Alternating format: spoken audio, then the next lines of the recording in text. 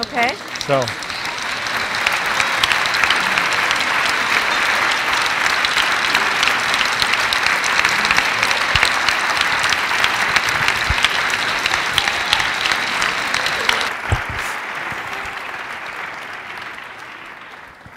Madam Secretary, I think we have a pretty full house here. It's pretty good. People are out there scalping tickets for hours, but I think we got everyone in here. Perfect. So let me once again welcome you back to the University of Denver. I think you've noticed a few changes from when you first came to Denver. We have a lacrosse team, for example. Mm-hmm. Not that you care about that. That's what I care about.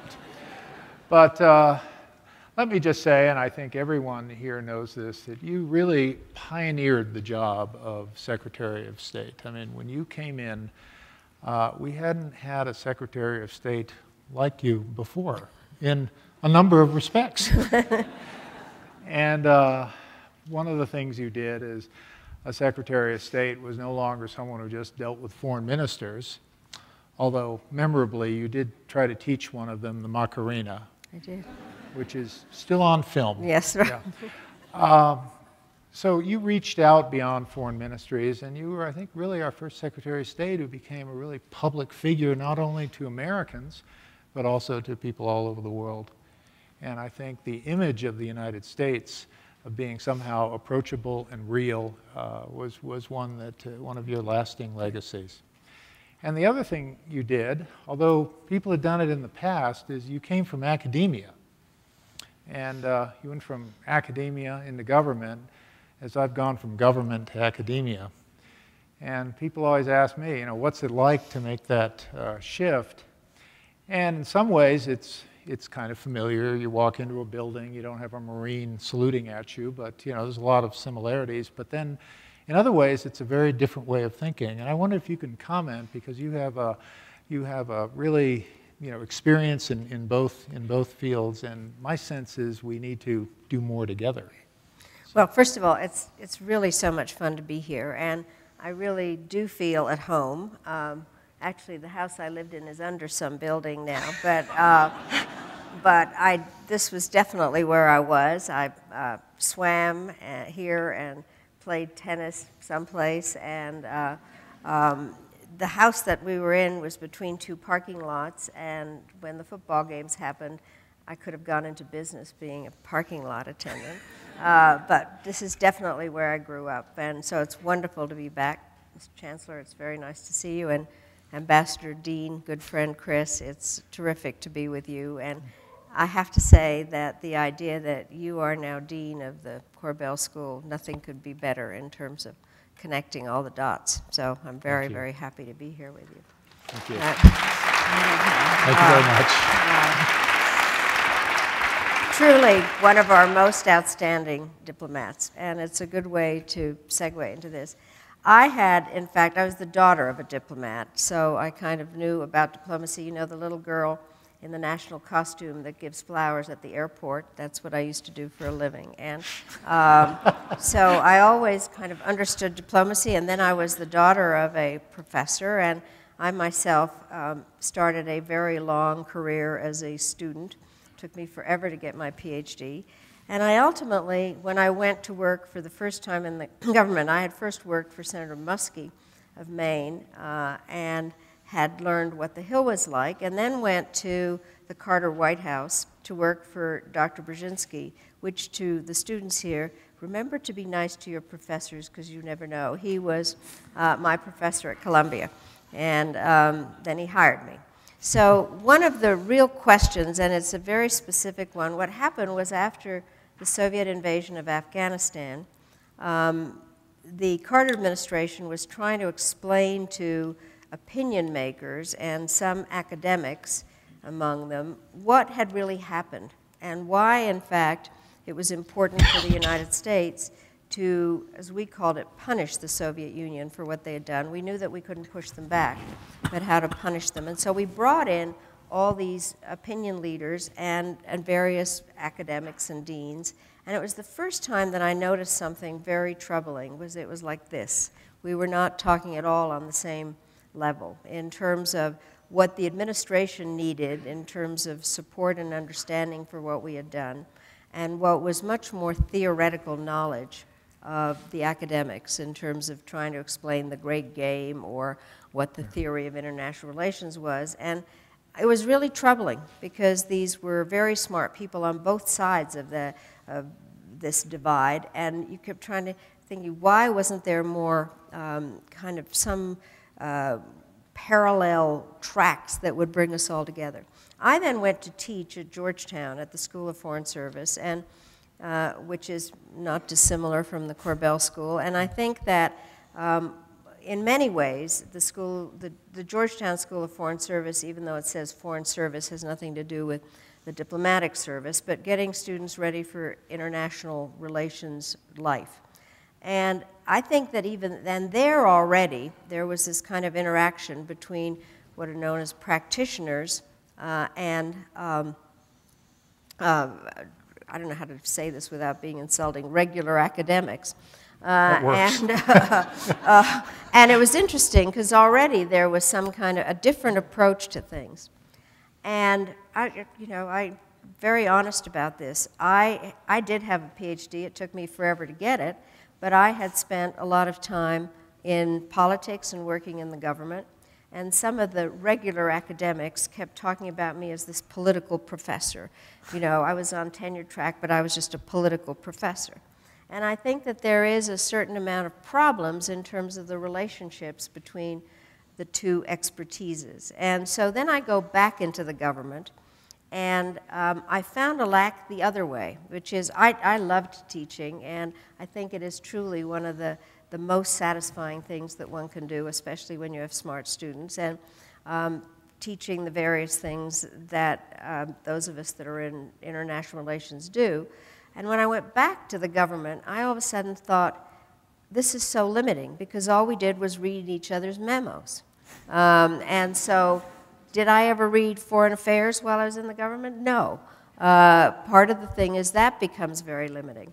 And so then, as Secretary of State, what I did deliberately, I missed the academic discussions or seminars or various things. So I started something called no-fault dinners, not because the academics that came in to talk to me were afraid of being quoted, but I was afraid of being quoted for just the questions that I would ask, because I think sometimes people felt just the way a secretary frames the question that you must have something on your mind. And so I enjoyed getting some of that input from people who had done a lot more thinking about a subject than you are capable of doing when you're on a day-to-day dealing with the government. And I do think that there has to be a way of one supplying the other. Chris, I think you'd agree is that when you're in the government, you use up every bit of your intellectual capital. I mean, you put it in the bank, and then you use up everything. And the bottom line is you do just read each other's memos. And so I am more and more of an advocate of much more interchange between the academy and practitioners in diplomacy. I have an endowed chair at Georgetown, and it is in the practice of diplomacy. And we are, and I know this is what you do here, is really try to connect. I apologize to anybody who teaches the theory of international relations, but the bottom line is that the practicality of what happens, how you use the tools that you learn about, I think, so that there is a great confluence. And it's a very good question, and I think especially in these kinds of schools, those of us that are in international relations, in the practice of international relations, that combination is really important. People that work in the government have to have the input of people that are thinking about subjects with a less hysterical approach and a way of trying to look at the whole problem, and people that are in the academy need to get practicality about what they're suggesting. Right. I mean, when we were working on the Balkans together, I found that the political science that I had studied about the Balkans had turned into history. I mean, no one cared. And then the history I had studied had turned into political science, where we were dealing with essentially the breakup of the Ottoman Empire 100 years later. And yet you're absolutely right, the lack of replenishment. I mean, going home late at night, the last thing you wanted to do was to crack a history book or something. You just wanted to get to bed. So it is exhausting work. So the last couple of days, we've been treated to more from our little friends, the North Koreans. You know, they are people only a mother can love, I tell you. And, do you have any thoughts on where we might go from here? You know, it is not an accident that we're here together or anything. We have spent an awful lot of time together, whether it's dealing on the Balkans or on Asia or very many subjects that we have in common. I had been a student of communist systems and change in communist systems, and then had watched a lot of what was going on with North Korea when I was ambassador at the United Nations. That was the first time that, at least in my knowledge, that they'd threatened to pull out of the Non-Proliferation Treaty, and how we were going to deal with that. And then I was very much involved with the agreed framework agreements that were made to try to get them back on track. And then we had some very bad times with them, and then Secretary of Defense Perry had been asked to come in to review the North Korean policy for President Clinton, and he kind of gave them one of those forks in the road moment, which is you can either negotiate on various issues or we actually are prepared to use military force. They happened to choose the negotiations route. What had happened, and I must say was quite stunning, was that we had very, very little intelligence on North Korea. Our intelligence said that Kim Jong-il was crazy and a pervert. He was not crazy. So, what happened was that when I was secretary in the fall of 2000, Vice Marshal Cho, who was the #2 guy, came in order to invite President Clinton to go to North Korea. And we were in the Oval Office, and the president said, well, at some point I might go to North Korea, but I can't just appear. I have to have this prepared, and so I'm sending the Secretary of State. They were not exactly pleased to hear that, and I went over without having any clue what I was going to do because we didn't have an embassy there, and we really didn't know what might happen. I get there, and I was told that I had to go and see Kim Jong-il's embalmed father, Kim Il-sung, so I went to do that. And after a number of things like that, Kim Jong-il agreed to see me. And what happened was we were having a press conference, which was literally something out of the 50s with old kind of movie-tone cameras and things. And I'm standing there next to him, and I see that we're about the same height. And I knew I had on high heels, and then I looked over at him, and so did he. And, but anyway, we got into some very, very serious negotiations. And one of the things that happened, I left, we had a missile moratorium, we were looking at missile trajectories and various aspects, and in fact, he had agreed that American troops could stay in South Korea, any number of different things, and we were in the middle of a variety of talks when the elections of 2000 happened. Now, I think there are plenty of Americans that were confused about the elections of 2000, but there's no question that the North Koreans were. And so things kinds of changed. We stopped the discussions and ultimately got back to it with our beloved dean here. So you know more about them than anybody. My sense is that they are probably the most stubborn people I ever met. And that added to their isolation, the combination of being stubborn and thinking you know everything and yet knowing very little. Creates, I think, a complete disconnect. The thing they want more than anything in the world is to be recognized by the United States. That, I think, is the purpose of things. And the only thing they have is this potential of blowing themselves and us up. And I think that they go through, I don't know what you think, Chris, but I think they think they're good negotiators because they're so bloody stubborn. But the bottom line is I think they don't know how to negotiate. That's right. And I think what they've just done is really stupid because they have insisted on this missile launch and it fizzled. And so the worst of all things happened to them, which is they're trying to get the respect of their neighbors and us and scare everybody. And then solidify the rulership of the new Kim Jong-un, and I think they've done exactly the opposite. And I do know from having had conversations with Glenn Davis, who's the current negotiator, that they were quite sanguine about these talks that they just had in terms of working out a missile moratorium and some limitation and then the food exchange. And now, and by the way, it is, and you know this better than anybody, there are whole segments of the American congressional group that think that just talking to the North Koreans is evil.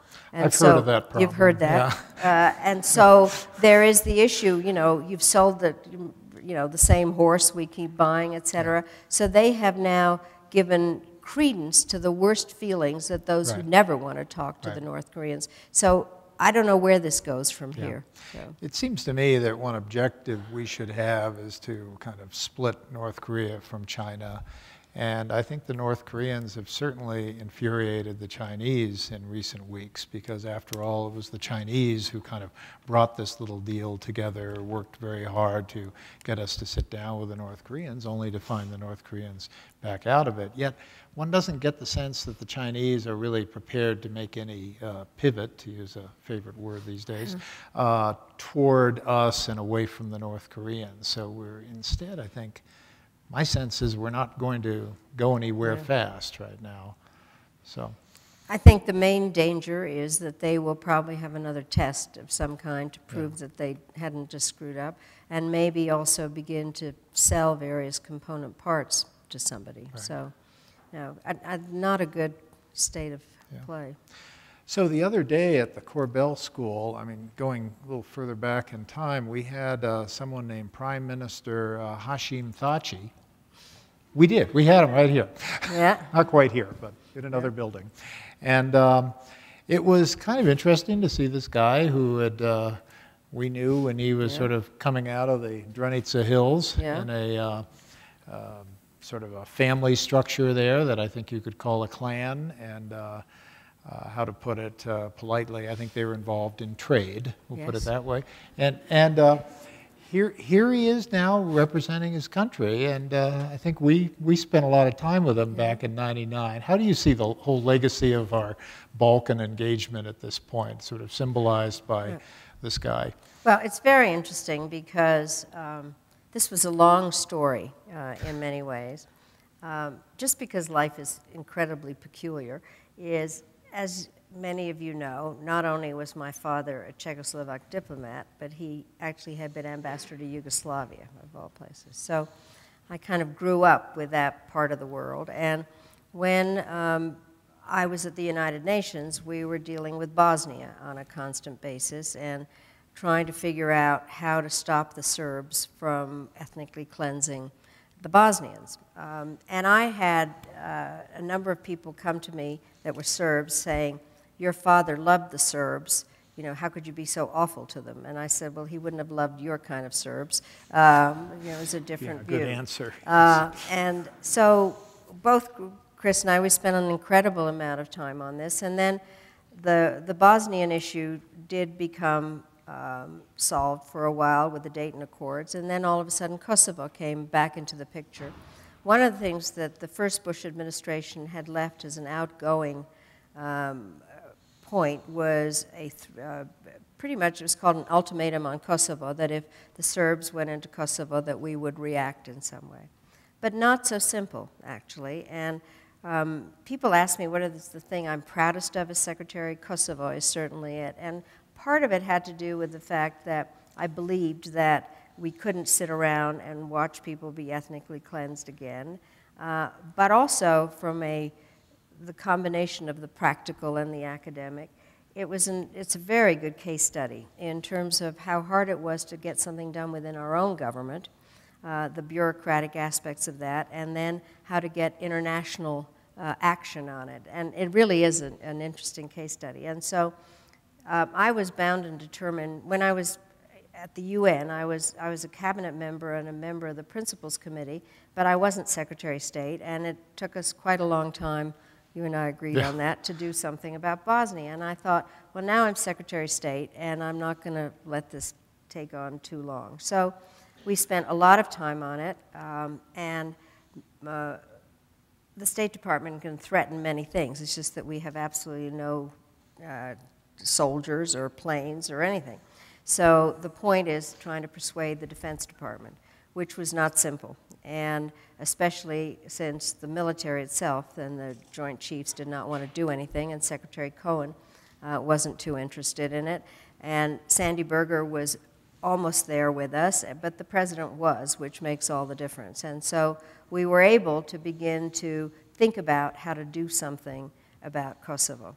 But before we were into actually the military part, the issue was trying to figure out how to get the Serbs out of Kosovo. And we had this amazing conference in Rambouillet in France, and that was the first time we met Hashim Thaçi. And what happened was that there was a delegation of Serbs, and there were the Kosovars. And Hashim Thaçi was like 25 years old or something, and literally still in his military outfits. And he was the leader of the delegation.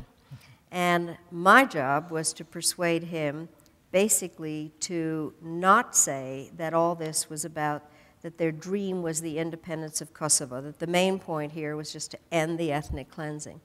And he was being pushed from all sides and trying very hard to hold on to what was going on. And believe it or not, I actually made this fighter for the KLA cry because I kept pushing. I said, you have to do this, you have to do this. Anyway, the bottom line is ultimately they agreed, not simple, but anyway. Yeah. And he goes back and he has, through a variety of political parts, has become prime minister. And from this, I don't know how you describe, little ragamuffin kind of looking guy, he is now, we were just talking about this, a truly elegant man with kind of gray sideburns and looks terrific. And he has been the prime minister, and Kosovo is independent. And I do think it's a positive story. Yeah. The issue, however, is something else, and that is that I think Americans have a tendency to make lists and check them off as being done. And I think there was the sense that the Balkans was done, and it's not done.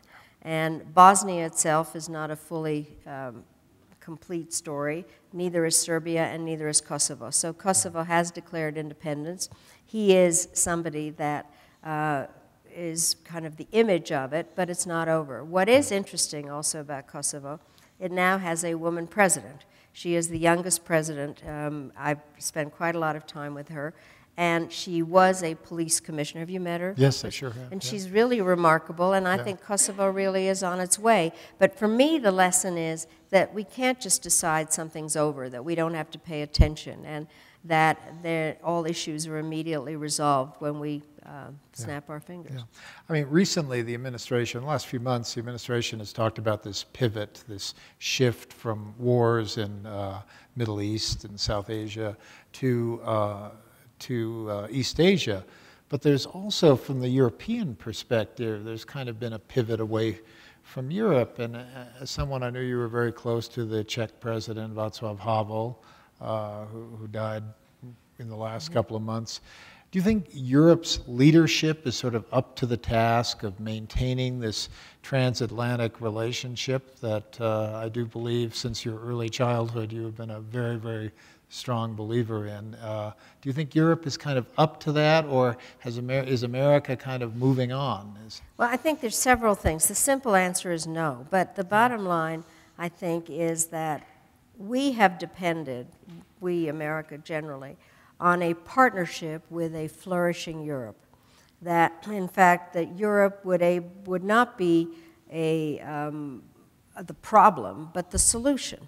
Yeah. And what had happened basically since the end of World War II, of trying to rebuild Europe in some form or another, definitely the expansion of NATO, support of the European Union. I think there are a lot of people who think that the U.S. doesn't want a strong Europe. That is not true. Yeah. At least whenever I've been around, there's been a sense that that's what we want, is a strong European partnership.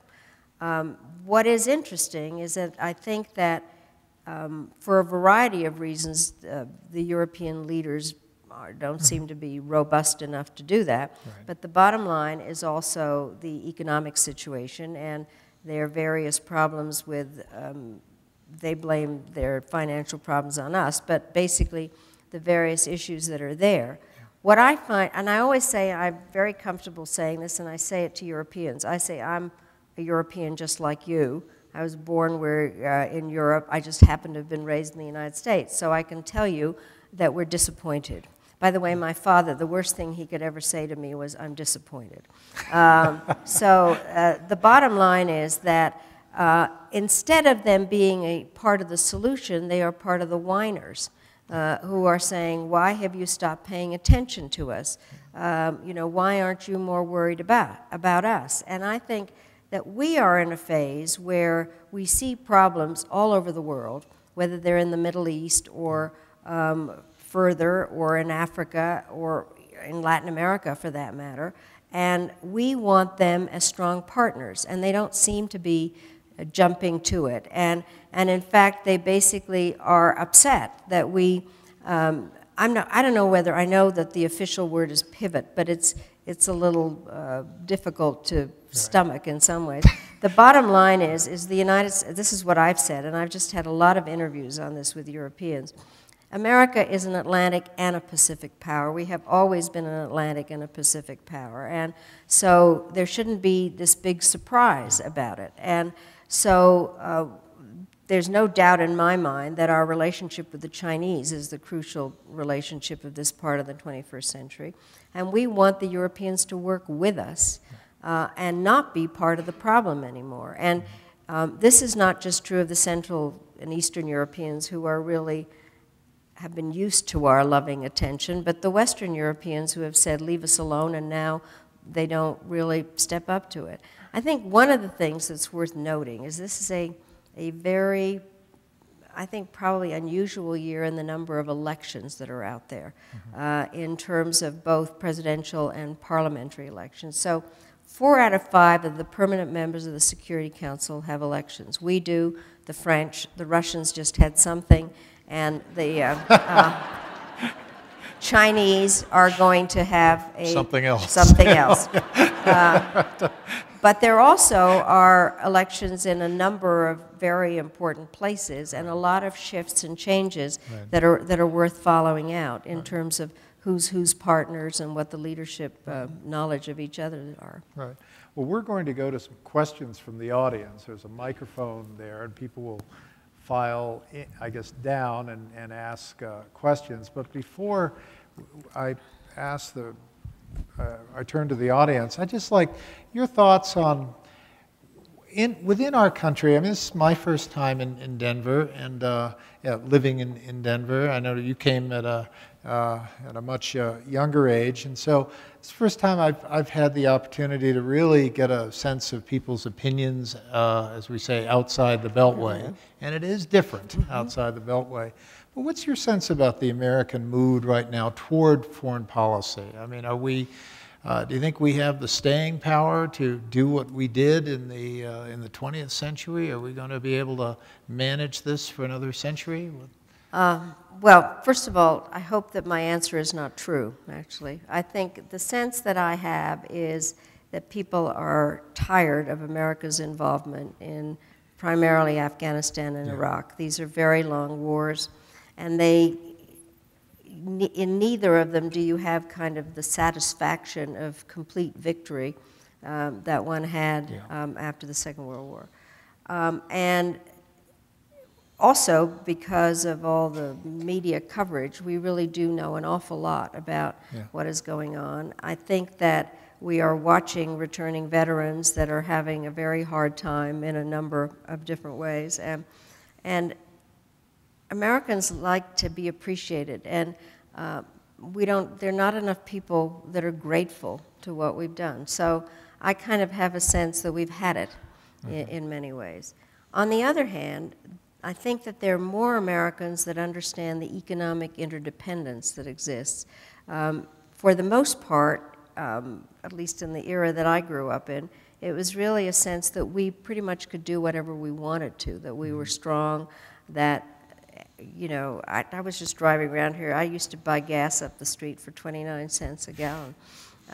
So, you know, I mean, a really very different kind of, you know, that we're not as, obviously, as I don't think we ever were economically independent, but there is this kind of sense now that people do understand the interdependence, and they understand how much is going on that they need to know about. But it'll be interesting to see, most elections are not about foreign policy, mostly they're about domestic issues. And I think that's what's going to happen here. But I was just asked by what is our greatest national security threat, and I said our economic situation. I think that the debt and the fact that nobody seems to be able to agree with anybody on what to do about it, and generally, so I think people are tired, and which is unfortunate, because I happen to believe, I said this when I was in office, and I say it over and over again. President Clinton said it first, so he said that we are indispensable first. I said it so often that it became identified with me. And the reason that I said it was after a period not dissimilar to this, which was after the Gulf War, when I think, and you know, many years of Reagan-Bush, and basically a sense that we'd had enough. And I, from my own experience, felt that the world can't function without an engaged United States. There is nothing about the word indispensable, any definition that I've seen, that is alone. It just means engaged. And so I am troubled if our tiredness with Afghanistan and Iraq will make us pull inside, because the world can't exist without us, but we need to have partners in doing that. Right, So. right. I would argue North Korea is a dispensable nation. Yes, I would agree with that. Yeah. So I think we could start the questions from the audience. Well, thank you for being here. You once gave a speech that was meant to reportedly signal to Iran an American willingness to improve relations. Could you speak to the difficulty of improving relations with Iran, both then and now? Yep. I'll tell you what happened. What was interesting was we were operating after Khatami had been elected president. And there really was a thought that we could change our relationship with Iran because he had been elected, and we thought that a lot of the policies that had emerged after the hostage crisis generally, that there had to be something that could be done. We gave any number of interesting signals that were not picked up. I mean, it was an interesting aspect of this. First of all, the thing that happened was we eased some of the visa restrictions on athletic teams. Then I lifted sanctions on caviar, pistachios, and rugs. Not that we needed them, but that they were associated with the business, with the merchant class, and that they would want it. By the way, the Iranians even now have a sense of humor, because when I stopped being a public official and could accept gifts, they sent me caviar, pistachios, and a rug. And then what happened was that President Khatami gave a speech in which he talked about respect that he had for American history and a variety of aspects. President Clinton and I decided that we could give a mirror image of that speech, and I talked about that, and actually we took responsibility for the coup of 1953. Not apologized for it, but took responsibility.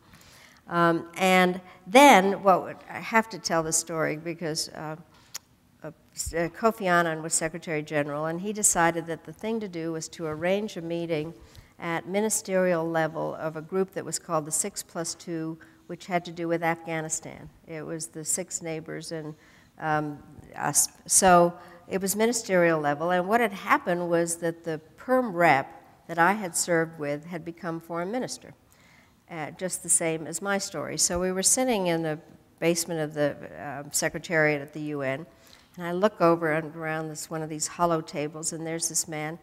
Doesn't look exactly the way he did. He gained weight, and so had I. So I figured, you know, people change. And so I was smiling, and I said, isn't it interesting when the permanent representative becomes the foreign minister, nothing. Isn't it whatever I was saying? Finally, I turned to the bench behind me, all our Iranian experts, and I said, is this Kharazi? And they said, we don't know. Oh, so it was not until the Secretary General came in and said, isn't it nice to see the deputy foreign minister, because the foreign minister couldn't come. So there were a bunch of other things like that where Kofi called and he said, Khatami's coming to speak at the Dialogue of Civilizations. Would I come and sit there? And I used to arrive at everything early, but I came at the last minute so he could see me sit down in the front row. We had meaningful eye contact, but that was it. Then they asked whether President Clinton would be there for Khatami's speech at the General Assembly. We did all those things, but they didn't get the signals. And there were lots of other kind of choreographed aspects of speeches that responded to speeches. There, apparently, I was told, there was some anger about the fact that in one speech that I gave, I talked about the unelected leadership of Iran. No matter what, the Ayatollah is not an elected leader. Yeah. So not to be insulted, but they didn't like that. I think a mistake we might have made, and I think this is worth noting, is that we embraced Khatami too much. Is that in some ways it was kind of the kiss of death. And the question is how, and I don't know the answer to this in terms of how much support if you're wanting to give support to a reformist leader, can you overdo it? But whatever it is, the signals were missed, and I think it's unfortunate. That was precisely the dilemma President Obama faced in the June '09 elections, where he didn't want to embrace the opposition lest he hurt the opposition. And that is an issue. Yeah. That is one of the problems. I have met with enough Iranian Americans or British Iranians or whatever, and they basically are obviously critical of the Iranians for having missed a lot of signals on it. Secretary Albright, I used to pump gas in Craig, Colorado for 15 cents a gallon. I asked the same question of George Casey about 10 days ago, so I'm trying to triangulate here. But what should the Korbel School be doing to train students for the kind of world you're describing? Well, I have a lot of opinions on this, but it applies to all our kinds of schools, which is that I don't think that international relations or foreign policy are the same as when I went to school or when you pumped gas, when we were all at a different age, which is that our line of work, to a great extent, had to do with classic political science. When I was at Wellesley, I took political science, a lot of history, and the really big deal was that I took economics. And what has happened is that this field has very, very much broadened. And it involves a whole host of disciplines that we had not considered particularly. I think it's important for our students to understand the environment, scientifically based.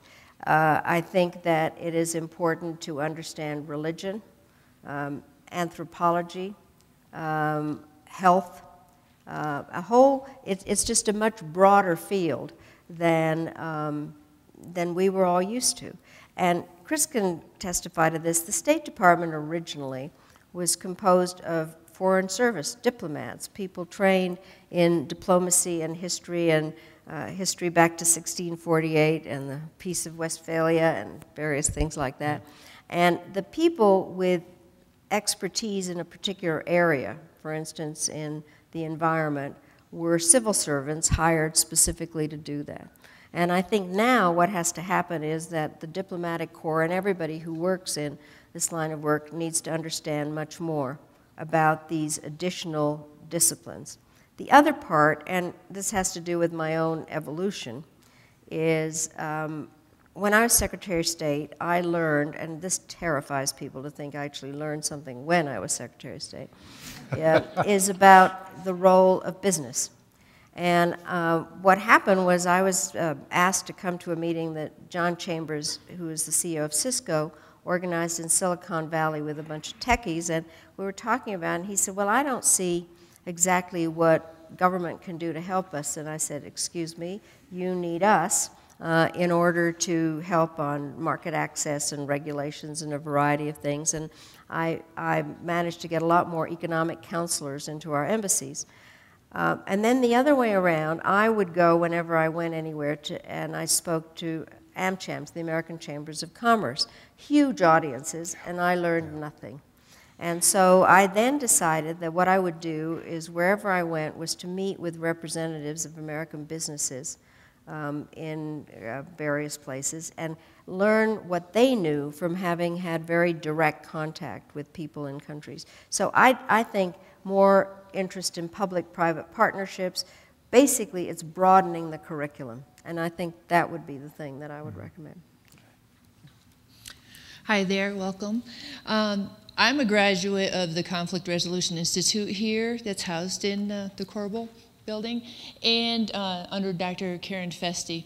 And I had it, which I love dearly, I had a great opportunity to work with the Department of Justice Community Relations Service for a short limited time, which is race, color, national origin issues.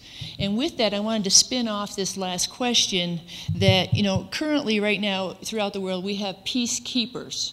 And these peacekeepers are, you know, they're in international conflict zones, you know, Afghanistan, Iraq. They do an excellent job what they play, but it's peacekeeper versus peacemaker. And it's right now we're stinted in our limited capacity because they're more of a directive type of service that they provide, and it doesn't necessarily get the local buy-in of those communities that they're working in. And how's that go with the peacemakers, on the other hand? What the Community Relations Service is known as the peacemakers, and the last I knew, I think there was like 70-something people in the United States that do the Community Relations Service.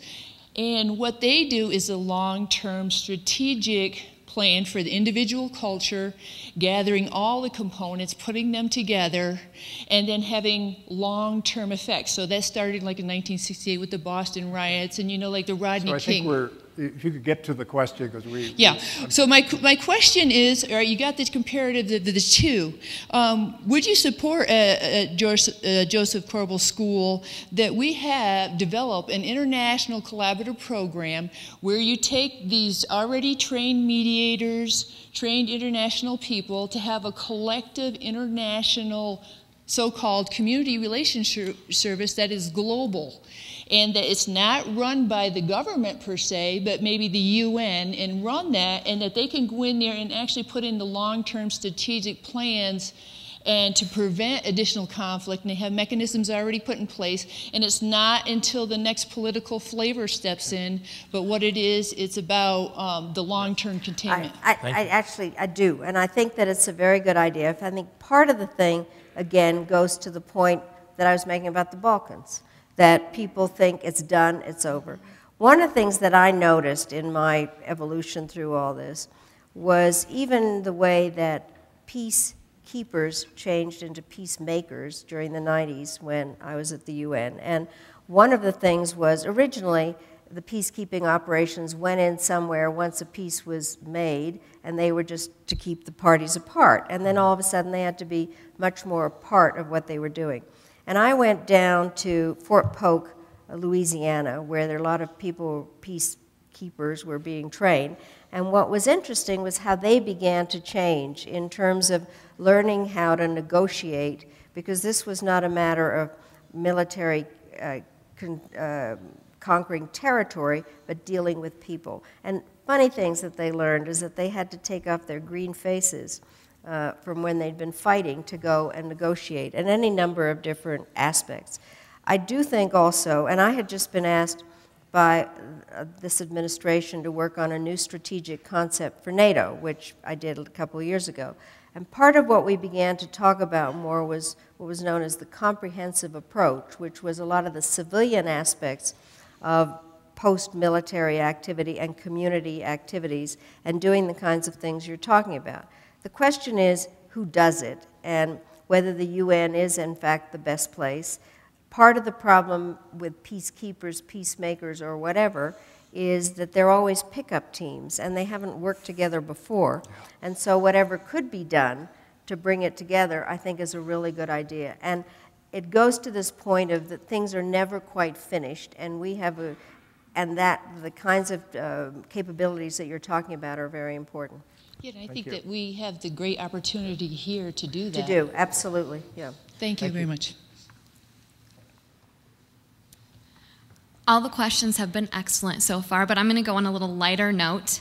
My mom is paying me $20 to ask you this question. So we're big Gilmore Girls fans in our house, and she wants to know how your experience was working on the set of Gilmore Girls and how it came about. Okay. Very serious question. And you're going to die laughing about this. What happened, I actually watched the Gilmore Girls. And what happened was, all of a sudden I get a call in my office, and they say, would I mind if somebody played me on the Gilmore Girls, because they were trying to figure out how to get Rory to go back to college. And since I believe in education, I said, yes, I mind. I want to play myself.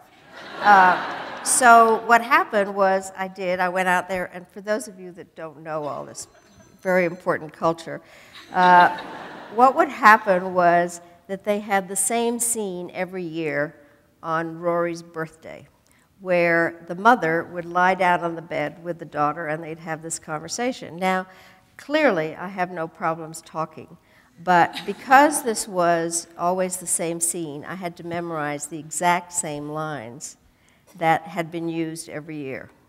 And so we go through this whole thing. Either I would screw up or whoever played Rory screwed up. But the bottom line is I did get through it. My daughters called me up and said, Mom, you weren't acting, you were just playing yourself as mother. But I have gotten a lot of play out of being on the Gilmore Girls. Right. And the question I have to ask all of you, what you might have thought about the following. I actually, not to be obnoxious, I went to Chelsea's wedding, where I got tired of having been placed at the old people's table and dancing with men that kept going, So I figured that I was at a certain age. So I went up and I asked all the cute young guys to dance with me, and I love to dance. So all of a sudden, I get an email saying, would I be on Dancing with the Stars? But I decided to turn that down, feeling that the Gilmore Girls were my highest moment. Well, thank you very much. Thank you.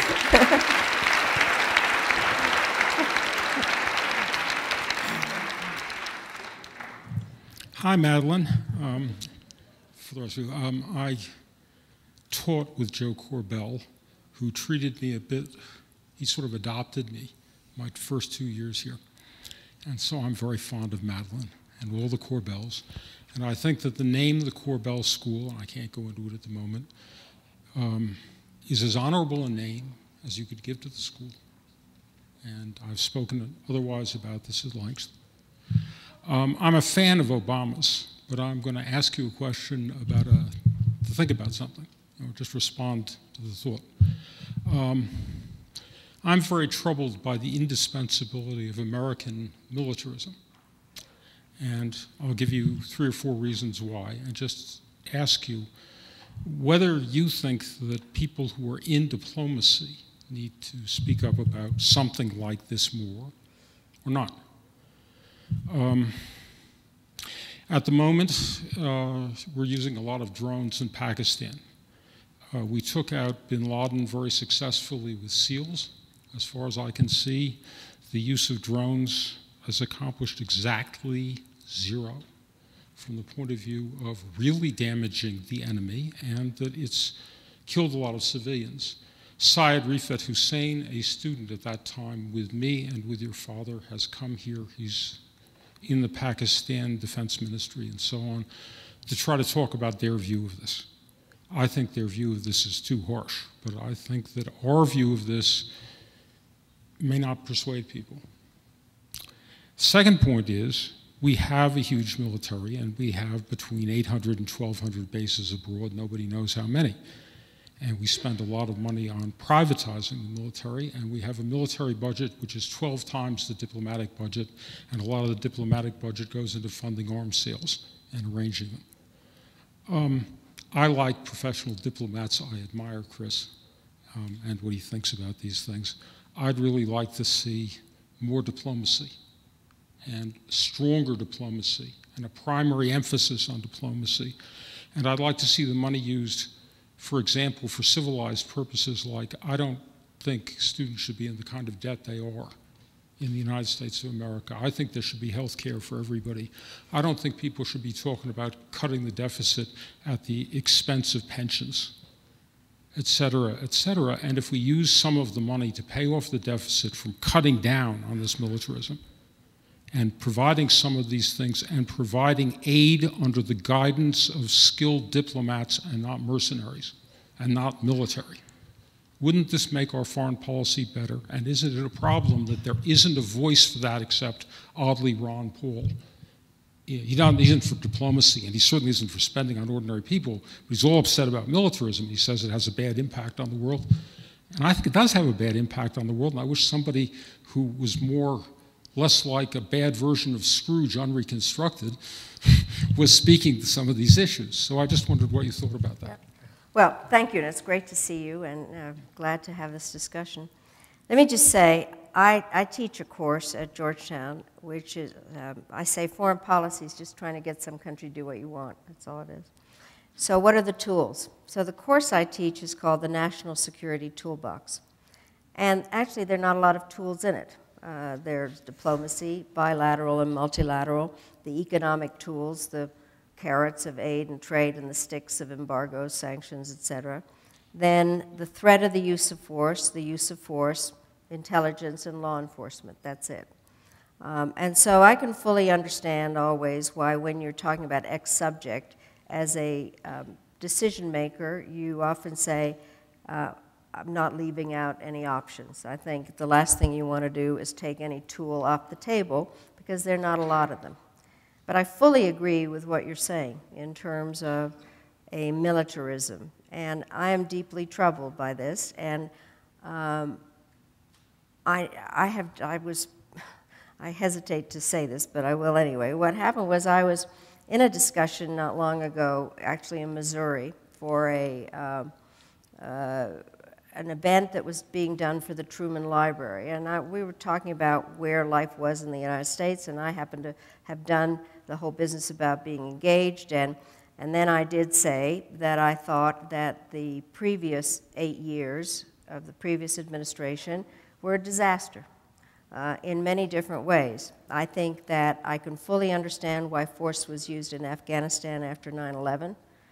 But it is beyond me to understand why we turned to Iraq. And in fact, took our eye off the ball in Afghanistan in order to divert to Iraq and militarized democracy. So I have many issues with that. And somebody in the audience stood up and said, how long are you people going to blame the previous administration for everything? And I said, forever.